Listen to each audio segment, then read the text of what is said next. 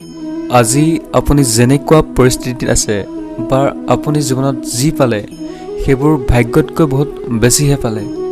আজি যদি আপোনাৰ ভৰিত পিন্ধিবলৈ জোতাও নাই তেনেহ'লে আফচোচ বা দুখী নহ'ব, কাৰণ এই পৃথিৱীত এনেকুৱা হাজাৰ হাজাৰ মানুহ আছে যি জোতা পিন্ধিবলৈও ভৰি নাই।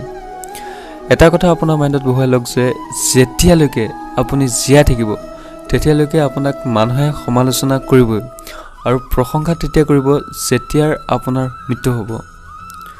আপোনাৰ নিজৰ সমস্যাবোৰ আপুনি নিজে যুঁজিব লাগিব, কাৰণ মানুহেতো আপোনাক জ্ঞান দিবই, কিন্তু বিপদৰ সময়ত আপোনাৰ সমস্যাবোৰ লগত আপুনি নিজে যুঁজিব লাগিব।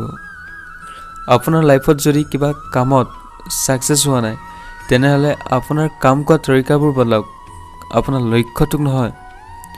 কাৰোবাক হাৰাই দিয়াটো বহুত সহজ, কিন্তু কাৰোবাক জিকাই দিয়াটো বহুত কঠিন।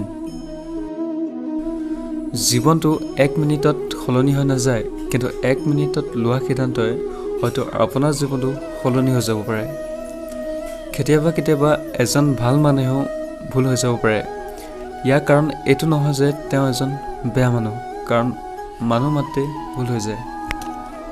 যিমানেই বেয়া দিন চলি নাথাকক কিয়, যিমানেই আজি সমস্যাত ভুগি নাথাকক কিয়, এটা কথা আপুনি সদায় মনত ৰাখিব যে যিমানেই টানকৈ ৰ'দ নিদিয়ক কিয় তাৰ ইমান শক্তি নাই যে এখন সাগৰকে শুকাই পেলাব। এজন ব্যক্তি তেওঁৰ জীৱনত তেতিয়া ছাকচেছ হ'ব যেতিয়া তেওঁ এই দুনিয়াখনক নহয়, তেওঁ নিজকে সলনি কৰিব আৰম্ভ কৰিব।